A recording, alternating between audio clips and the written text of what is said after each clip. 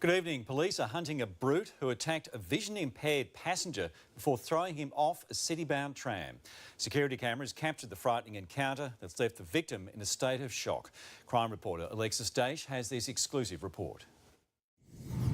A brutal attack on a vulnerable passenger. The thug drags his victim up and down the tram while it travels through Malvern. Unfortunately, this is a random attack. The 37-year-old, who's partially blind, is sitting alone when the offender approaches.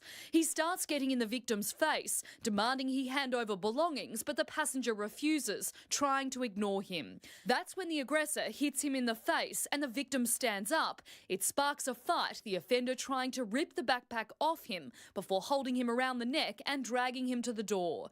He throws him off the tram before getting back on and stealing the victim's phone, which fell on a seat during the struggle. It's an unprovoked attack on an unsuspecting member of the community. The victim was left at a stop near the corner of Elizabeth Street and Malvern Road. Naturally, the victim's in a state of shock. It'd be a fairly horrific thing to go through. The brute stayed on board the tram for another 14 stops before getting off here at Chapel Street, Paran. Records reveal he made a couple of calls using the stolen mobile phone. A lead detectives are still investigating. The fact that he was vision impaired and does suffer some other medical issues, the fact that he was unable to defend himself, I think added to that how traumatic an incident was. Crime Stoppers is hunting the attacker, described as subcontinental in appearance, aged in his late 20s to 30s, with a medium to solid build and dark-coloured balding hair.